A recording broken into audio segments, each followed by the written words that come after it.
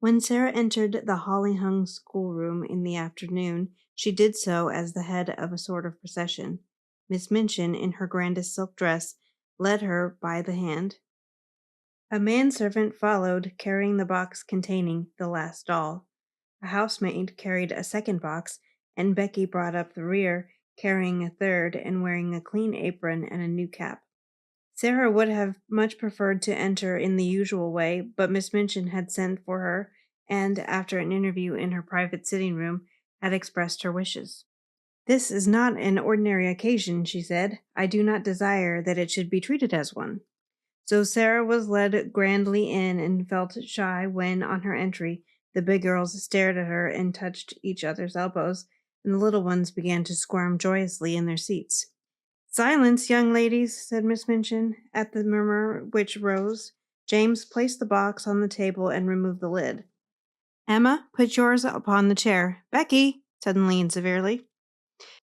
Becky had quite forgotten herself in her excitement and was grinning at Lottie, who was wriggling with rapacious expectation. She almost dropped her box.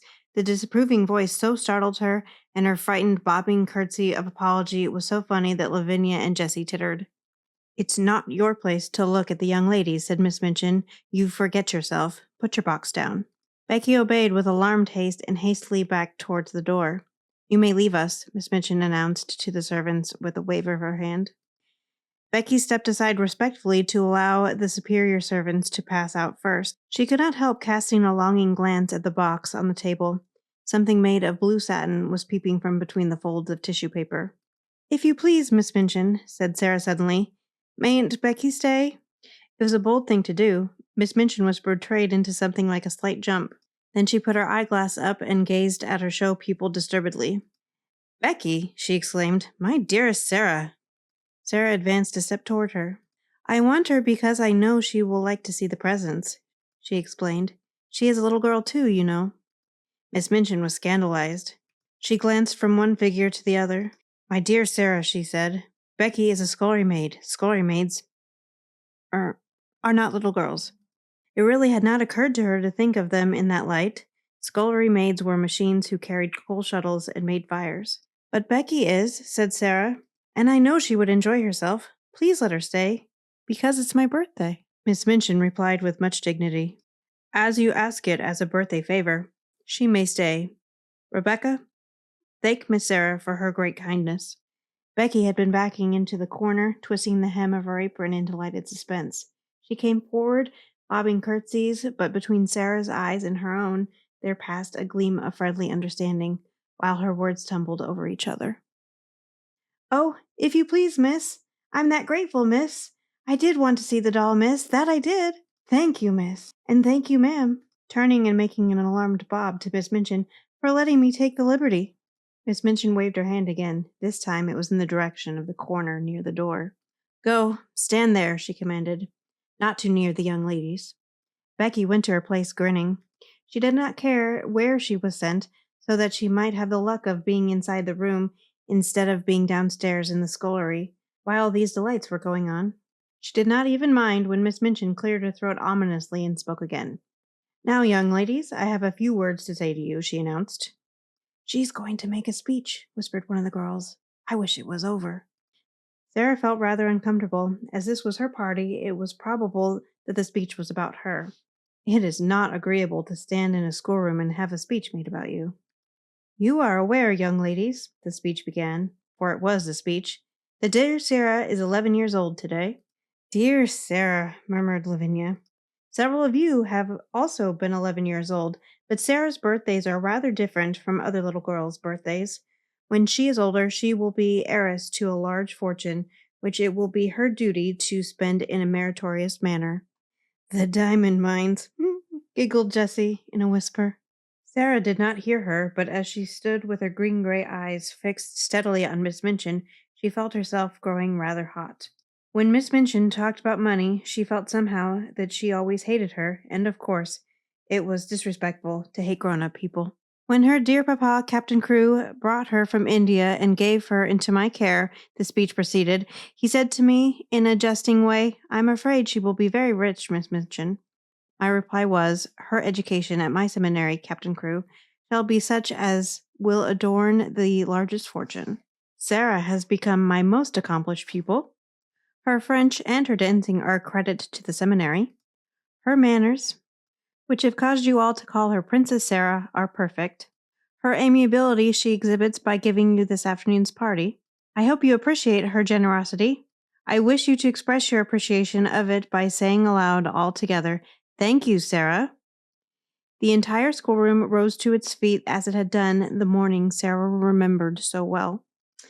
"Thank you, Sara," it said, and it must be confessed that Lottie jumped up and down.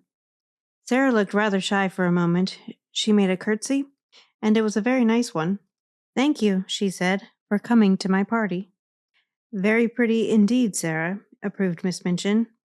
"That is what a real princess does when the populace applauds her." "Lavinia," scathingly, "the sound you just made was extremely like a snort. If you are jealous of your fellow pupil, I beg you will express your feelings in some more ladylike manner. Now I will leave you to enjoy yourselves." The instant she had swept out of the room, the spell her presence always had upon them was broken. The door was scarcely closed before every seat was empty. The little girls jumped or tumbled out of theirs. The older ones wasted no time in deserting theirs. There was a rush towards the boxes. Sara had bent over one of them with a delighted face. "These are books, I know," she said. The little children broke into a rueful murmur, and Ermengarde looked aghast. "Does your papa send you books for a birthday present?" she exclaimed. "Why, he's as bad as mine. Don't open them, Sara." "I like them," Sara laughed, but she turned to the biggest box. When she took out the last doll, it was so magnificent that the children uttered delighted groans of joy and actually drew back to gaze at it in breathless rapture. "She's almost as big as Lottie," someone gasped. Lottie clapped her hands and danced about, giggling. "She's dressed for the theater," said Lavinia. "Her cloak is lined with ermine." "Oh," cried Ermengarde, darting forward, "she has an opera glass in her hand, a blue and gold one." "Here is her trunk," said Sara. "Let us open it and look at her things." She sat down on the floor and turned the key. The children crowded, clamoring around her, as she lifted tray after tray and revealed their contents. Never had the schoolroom been in such an uproar. There were lace collars and silk stockings and handkerchiefs. There was a jewel case containing a necklace and a tiara which looked quite as if they were made of real diamonds. There was a long sealskin and muff. There were ball dresses and walking dresses and visiting dresses. There were hats and tea gowns and fans. Even Lavinia and Jessie forgot that they were too elderly to care for dolls, and uttered exclamations of delight and caught up things to look at them. "Suppose," said Sara, as she stood by the table putting a large black velvet hat on the impassively smiling owner of all the splendors, "suppose she understands human talk and feels proud of being admired." "You're always supposing things," said Lavinia, and her air was very superior. "I know I am," said Sara undisturbedly. "I like it. There's nothing so nice as supposing. It's almost like being a fairy. If you suppose anything hard enough, it seems as if it were real." "It's all well to suppose things if you have everything," said Lavinia. "Could you suppose and pretend if you were a beggar and lived in a garret?" Sara stopped arranging the last doll's ostrich plumes and looked thoughtful. "I believe I could," she said. "If one was a beggar, one would have to suppose and pretend all the time, but it mightn't be easy." She often thought afterward how strange it was that just as she had finished saying this, just at that very moment, Miss Amelia came into the room. "Sara," she said, "your papa's solicitor, Mr. Barrow, has called to see Miss Minchin, and as she must talk to him alone, the refreshments are laid in her parlor.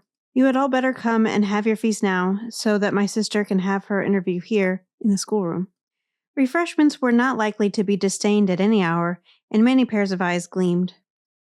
Miss Amelia arranged the procession into decorum, and then, with Sara at her side heading it, she led it away, leaving the last doll sitting upon a chair with the glories of her wardrobe scattered around her, dresses and coats hung upon chair backs, piles of lace-filled petticoats lying upon their seats. Becky, who was not expected to partake of refreshments, had the indiscretion to linger a moment to look at these beauties. It really was an indiscretion. "Go back to your work, Becky," Miss Amelia had said, but she had stopped to reverently pick up first a muff and then a coat. And while she stood looking at them adoringly, she heard Miss Minchin upon the threshold, and being smitten with terror at the thought of being accused of taking liberties, she rashly darted under the table, which hid her by its tablecloth. Miss Minchin came into the room, accompanied by a sharp-featured, dry little gentleman, who looked rather disturbed. Miss Minchin herself also looked rather disturbed, it must be admitted, and she gazed at the dry little gentleman with an irritated and puzzled expression. She sat down with stiff dignity and waved him to a chair. "Pray be seated, Mr. Barrow," she said. Mr. Barrow did not sit down at once. His attention seemed attracted by the last doll and the things which surrounded her. He settled his eyeglasses and looked at them in nervous disapproval. The last doll herself did not seem to mind this in the least. She merely sat upright and returned his gaze indifferently. £100, Mr. Barrow remarked succinctly. All expensive material and made at a Parisian modiste's. He spent money lavishly enough, that young man. Miss Minchin felt offended. This seemed to be a disparagement of her best patron and was a liberty. Even solicitors had no right to take liberties. "I beg your pardon, Mr. Barrow," she said stiffly. "I do not understand." "Birthday presents," said Mr. Barrow, in the same critical manner, "to a child 11 years old. Mad extravagance, I call it." Miss Minchin drew herself up still more rigidly. "Captain Crewe is a man of fortune," she said. "The diamond mines alone." Mr. Barrow wheeled round upon her. "Diamond mines!" he broke out. "There are none! Never were!" Miss Minchin actually got up from her chair. "What?" she cried. "What do you mean?" "At any rate," answered Mr. Barrow quite snappishly, "it would have been much better if there never had been any." "Any diamond mines?" said Miss Minchin, catching at the back of a chair, and feeling as if a splendid dream was fading away from her. "Diamond mines spell ruin oftener than they spell wealth," said Mr. Barrow. "When a man is in the hands of a very dear friend, and is not a businessman himself, he had better steer clear of the dear friend's diamond mines, or gold mines, or any other kinds of mines dear friends want his money to put into. The late Captain Crewe—" Here Miss Minchin stopped him with a gasp. "The late Captain Crewe?" she cried out. "The late? You don't come here to tell me that Captain Crewe is—" "He's dead, ma'am," Mr. Barrow answered with jerky brusqueness. "Died of jungle fever and business troubles combined. The jungle fever might not have killed him if he had not been driven mad by the business troubles, and the business troubles might not have put an end to him if the jungle fever had not assisted. Captain Crewe is dead." Miss Minchin dropped into her chair again. The words he had spoken filled her with alarm.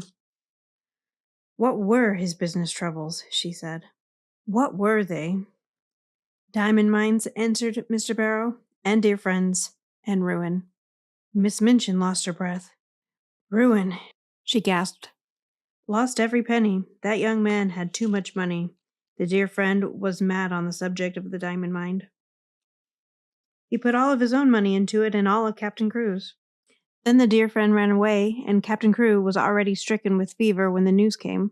The shock was too much for him. He died delirious, raving about his little girl, and didn't leave a penny." Now Miss Minchin understood, and never had she received such a blow in her life. Her show pupil, her show patron, swept away from the select seminary at one blow. She felt as if she had been outraged and robbed, and that Captain Crewe and Sara and Mr. Barrow were equally to blame. "Do you mean to tell me," she cried out, "that he left nothing? That Sara will have no fortune? That the child is a beggar? That she is left on my hands a little pauper instead of an heiress?" Mr. Barrow was a shrewd businessman, and felt it as well to make his own freedom from responsibility quite clear without any delay. "She is certainly left a beggar," he replied, "and she is certainly left on your hands, ma'am, as she hasn't a relation in the world that we know of." Miss Minchin started forward. She looked as if she was going to open the door and rush out of the room to stop the festivities going on joyfully and rather noisily at that moment over the refreshments.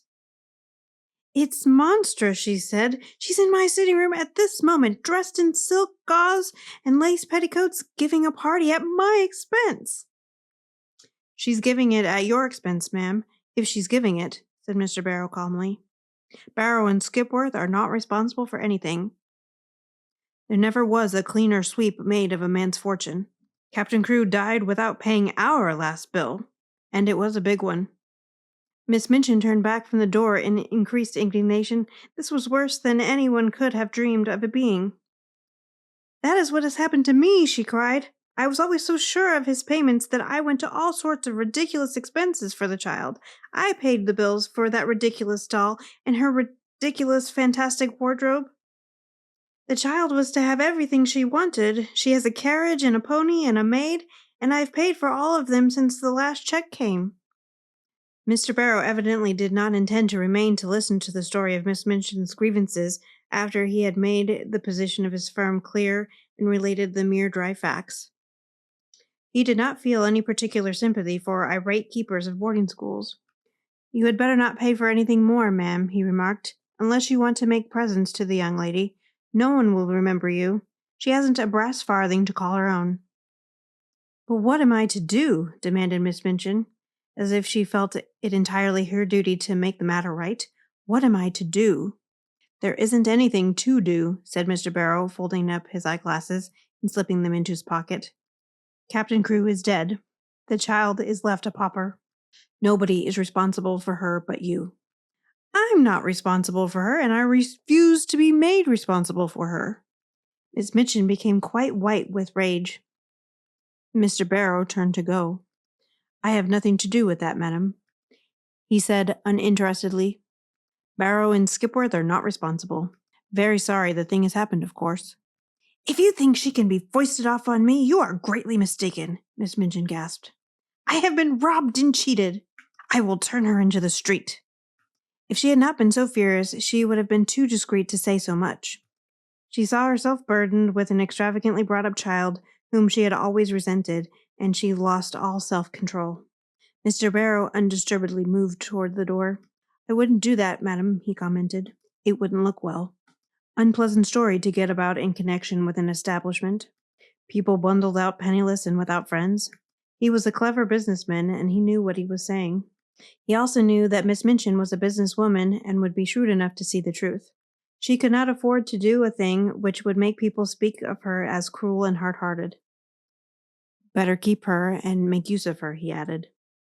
"She's a clever child, I believe. You can get a good deal out of her as she grows older." "I will get a good deal out of her before she grows older," exclaimed Miss Minchin. "I'm sure you will, ma'am," said Mr. Barrow with a little sinister smile. "I'm sure you will. Good morning." He bowed himself out and closed the door, and it must be confessed that Miss Minchin stood for a few moments and glared at it. What he had said was quite true. She knew it. She had absolutely no redress. Her show pupil had melted into nothingness, leaving only a friendless, beggared little girl. Such money as she herself had advanced was lost and could not be regained. And as she stood there breathless under her sense of injury, there fell upon her ears a burst of gay voices from her own sacred room, which had actually been given up for the feast. She could at least stop this. But as she started towards the door, it was opened by Miss Amelia, who, when she caught sight of the changed, angry face, fell back a step in alarm. "What is the matter, sister?" Miss Minchin's voice was almost fierce when she answered. "Where is Sarah Crewe?" Miss Amelia was bewildered. "Sarah?" she stammered. "Why, she's with the children in your room, of course."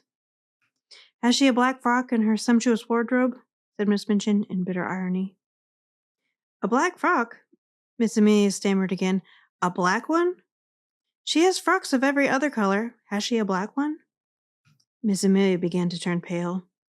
"No, yes," she said, "but it's too short for her. She has only the old black velvet, and she's outgrown it." "Go and tell her to take off that preposterous pink silk gauze and put the black one on, whether it's too short or not. She has done with finery." Then Miss Amelia began to wring her fat hands and cry. "Oh, sister," she sniffed. "Oh, sister, what can have happened?" Miss Minchin wasted no words. "Captain Crewe is dead," she said. "He has died without a penny. That spoiled, pampered, fanciful child is left a pauper on my hands." Miss Amelia sat down quite heavily in the nearest chair. "Hundreds of pounds I have spent on nonsense for her, and I shall never see a penny of it. Put a stop to this ridiculous party of hers. Go and make her change her frock at once." "I," panted Miss Amelia. Must I go tell her now?" This moment, was the fierce answer. Don't sit staring like a goose. Go! Poor Miss Amelia was accustomed to being called a goose. She knew, in fact, that she was rather a goose, and that it was left to geese to do a great many disagreeable things. It was a somewhat embarrassing thing to go into the midst of a room full of delighted children and tell the giver of the feast that she had suddenly been transformed into a little beggar and must go upstairs and put on an old black frock which was too small for her. But the thing must be done. This was evidently not the time when questions might be asked. She rubbed her eyes with her handkerchief until they looked quite red, after which she got up and went out of the room, without venturing to say another word. When her older sister looked and spoke as she had done just now, the wisest course to pursue was to obey orders without any comment. Miss Minchin walked across the room. She spoke to herself aloud without knowing that she was doing it. During the last year, the story of the diamond mines had suggested all sorts of possibilities to her. Even proprietors of seminaries might make fortunes in stocks, with the aid of owners of mines. And now, instead of looking forward to gains, she was left to look back upon losses. The Princess Sara, indeed, she said. The child has been pampered as if she were a queen. She was sweeping angrily past the corner table as she said it, and the next moment she started at the sound of a loud, sobbing sniff which issued from under the cover. "What is that?" she exclaimed angrily. The loud, sobbing sniff was heard again, and she stooped and raised the hanging folds of the table cover. "How dare you?" she cried out. "How dare you? Come out immediately!" It was poor Becky who crawled out, and her cap was knocked on one side, and her face was red with repressed crying. "If you please, it's me, Mum," she explained. "I know I hadn't ought to, but I was looking at the doll, Mum, and I was frightened when you come in, and slipped under the table." "You've been there all the time, listening?" said Miss Minchin. "No, Mum," Becky protested, bobbing curtsies. "Not listening. I thought I could slip out without you noticing, but I couldn't, and I had to stay. But I didn't listen, Mum. I wouldn't for nothing. But I couldn't help hearing." Suddenly it seemed almost as if she'd lost all fear of the awful lady before her. She burst into fresh tears. "Oh, please, she said.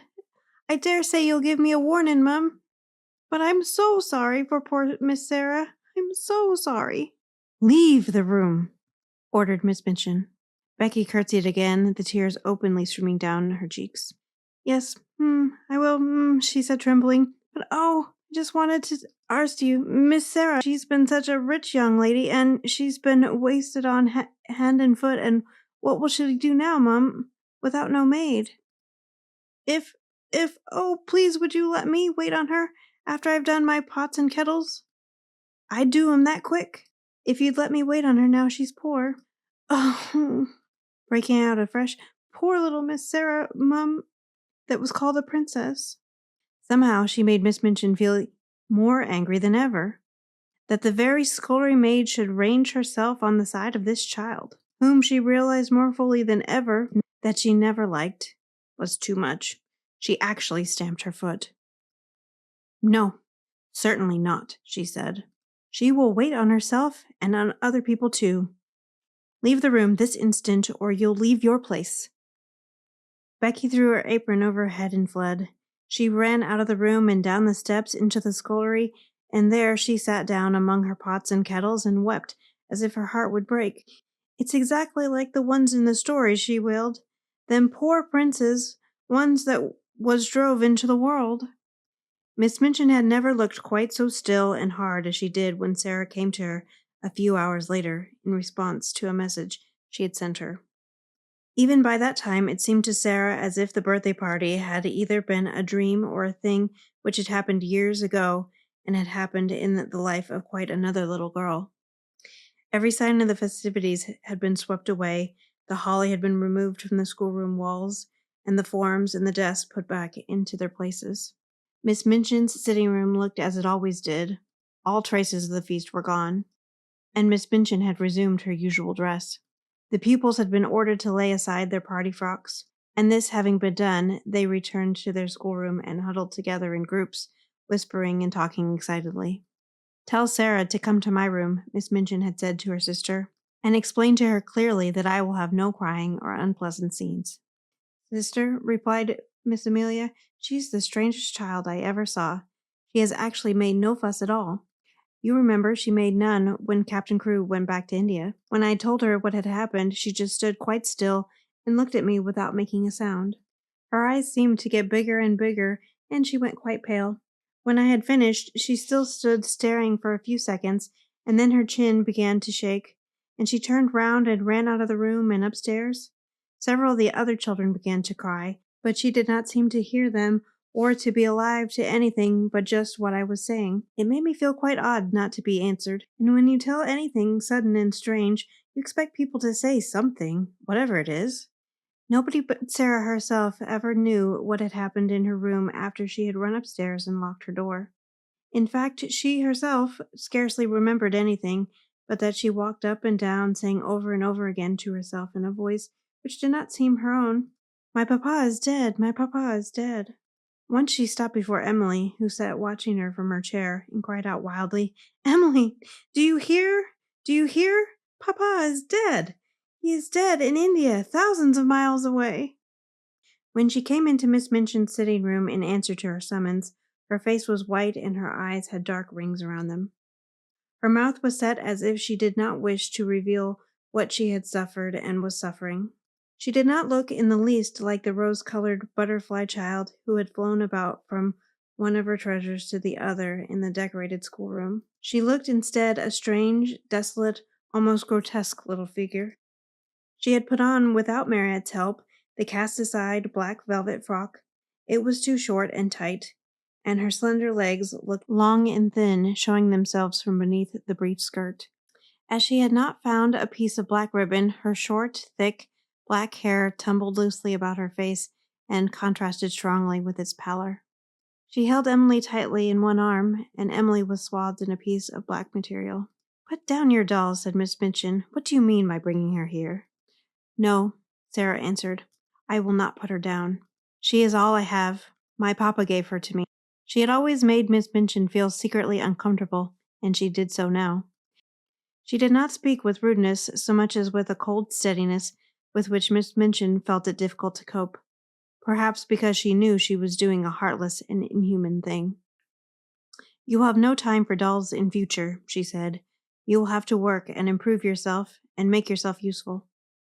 Sarah kept her big, strange eyes fixed on her and said not a word.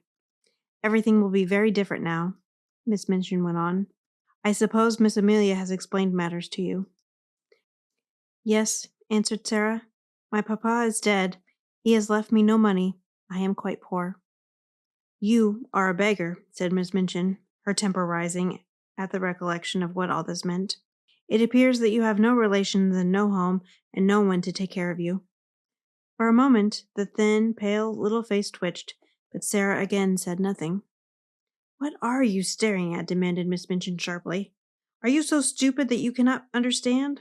I tell you that you're quite alone in the world and have no one to do anything for you unless I choose to keep you here out of charity." "I understand," answered Sarah in a low tone, and there was a sound as if she had gulped down something which rose in her throat. "I understand." "That doll!" cried Miss Minchin, pointing to the splendid birthday gift seated near. "That ridiculous doll, with all her nonsensical, extravagant things. I actually paid the bill for her." Sarah turned her head towards the chair. "The last doll," she said. "The last doll." And her little mournful voice had an odd sound.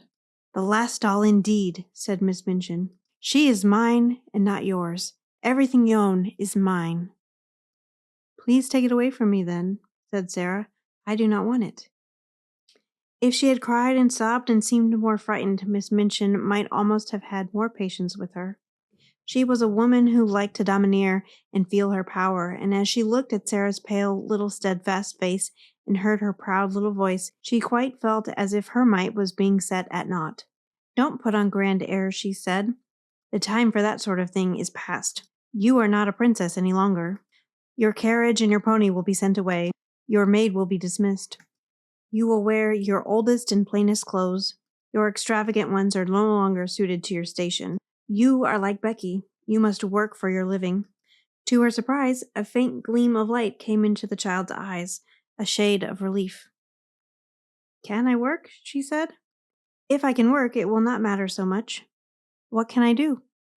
"You can do anything you are told," was the answer. "You are a sharp child and pick up things readily.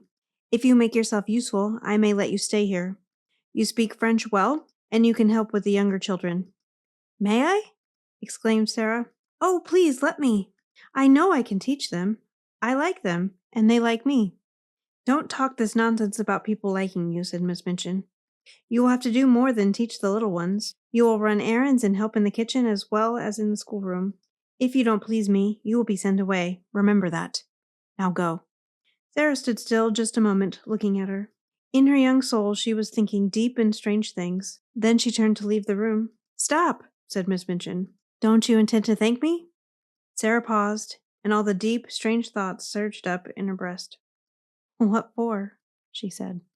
"For my kindness to you," replied Miss Minchin. "For my kindness in giving you a home." Sara made 2 or 3 steps toward her. Her thin little chest heaved up and down, and she spoke in a strange, unchildish, fierce way. "You are not kind," she said. "You are not kind, and it is not a home." And she had turned and ran out of the room before Miss Minchin could stop her or do anything but stare after her with stony anger. She went up the stairs slowly, but panting for breath, and held Emily tightly against her side.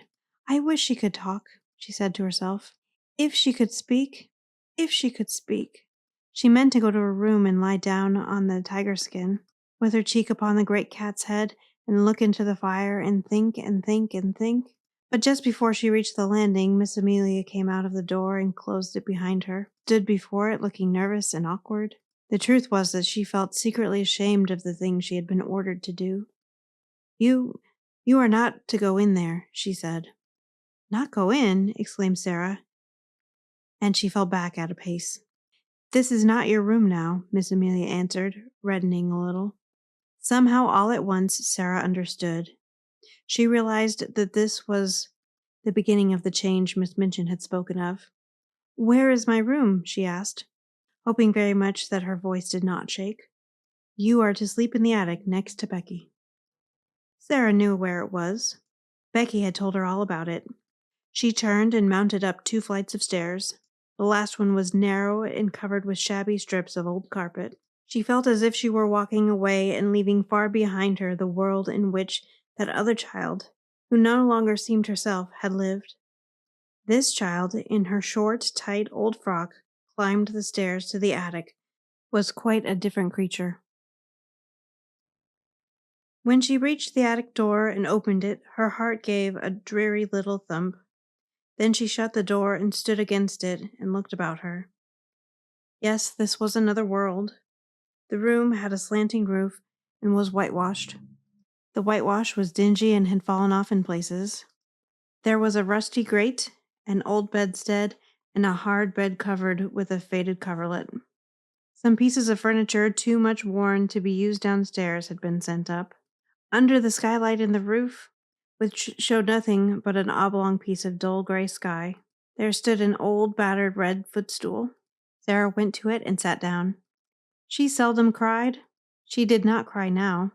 She laid Emily across her knees and put her face down upon her and her arms around her and sat there, her little black head resting on the black draperies, not saying one word, not making one sound. And as she sat in the silence, there came a low tap at the door, such a low, humble one that she did not at first hear it, and indeed was not roused until the door was timidly pushed open and a poor, tear-smeared face appeared peeping around it. It was Becky's face, and Becky had been crying furtively for hours, rubbing her eyes with her kitchen apron until she looked strange indeed. "Oh, miss," she said under her breath, would you allow me just to come in?" Sara lifted her head and looked at her. She tried to begin to smile, and somehow she could not. Suddenly, and it was all through the loving mournfulness of Becky's streaming eyes, her face looked more like a child's, not so much too old for her years. She held out her hand and gave a little sob. "Oh, Becky," she said, "I told you we were just the same, only 2 little girls. Just two little girls. You see how true it is. There's no difference now. I'm not a princess anymore. Becky ran to her and caught her hand and hugged it to her chest, kneeling beside her and sobbing with love and pain. Whatever happens to you, whatever, you'll be a princess all the same, and nothing couldn't make you nothing different. End of chapter 7.